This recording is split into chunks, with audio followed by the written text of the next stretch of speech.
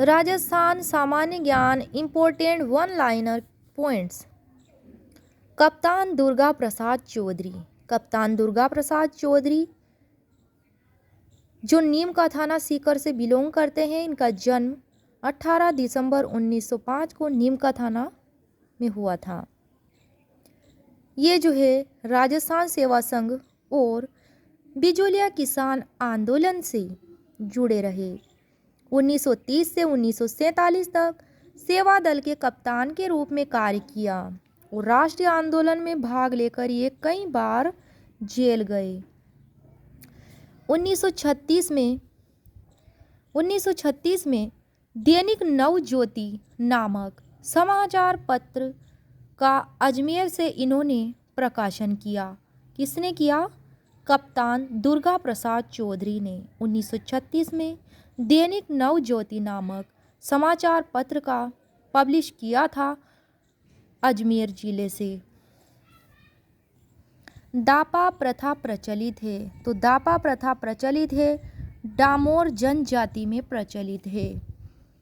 वर पक्ष द्वारा लड़की के पिता को धन दिया जाता है। दापा प्रथा में क्या होता है? वर पक्ष द्वारा लड़की के पिता को धन दिया जाता है। डामोर जनजाति से संबंधित प्रमुख मेले हैं। एक तो है छेला बावसी का मेला, पंचमहल गुजरात में भरता है। एक है ग्यारसी की रेवाड़ी मेला, डूंगरपुर में भरता है। डामोर के गांव की जो डामोर जनजाति है, इनके गांव की सबसे छोटी इकाई को कहते हैं फला। फला कहलाती है। डामोर समुदाय का मुखिया जो है मुखी कहलाता है। डामोर जनजाति सर्वाधिक जो है निवास करती है सीमलवाड़ा पंचायत समिति डूंगरपुर में। हरतालिका तीज कब मनाई जाती है? तो हरतालिका तीज भाद्रपद शुक्ल तृतीया को मनाई जाती है। भाद्रपद शुक्ल तृतीया को हरतालिका तीज मनाई जाती है।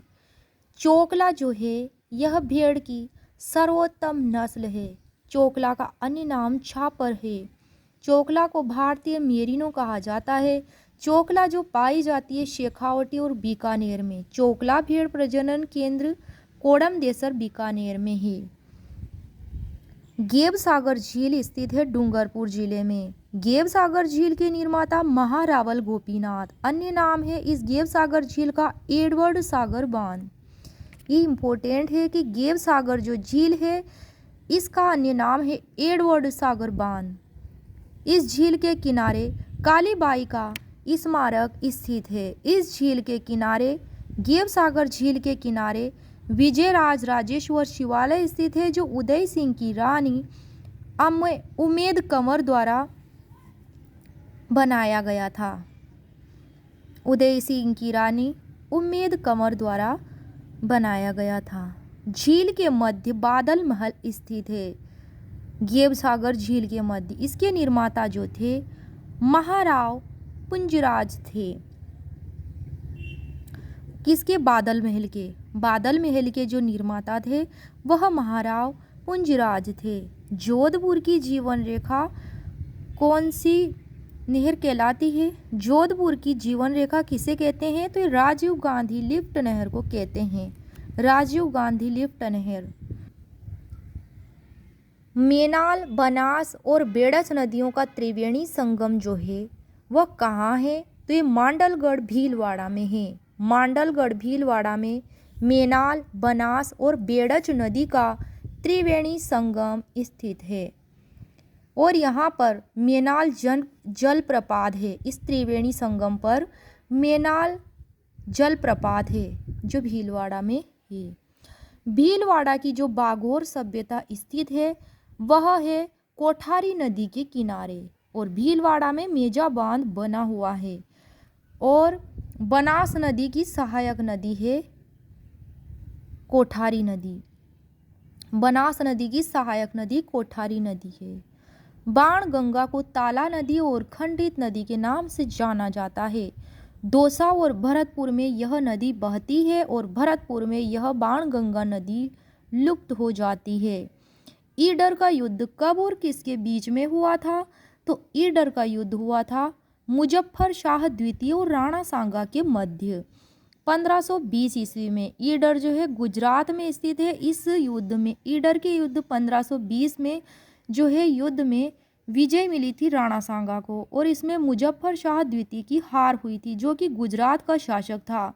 और मुजफ्फर शाह द्वितीय जो है गुजरात शासक महमूद बेगड़ा का पुत्र था। तोल आंदोलन हुआ था, तो तोल आंदोलन जो है मारवाड़ में हुआ था और 1920-21 में हुआ था। तो तोल आंदोलन क्यों हुआ था? तो ये इसलिए हुआ था कि मारवाड़ राज्य में 100 तोले का एक शेर था। लोगों ने 80 तोले करने की मांग की थी। इसके कार्यकर्ता थे चांदमल सुराणा जो कि तोल आंदोलन से जुड़े हुए थे।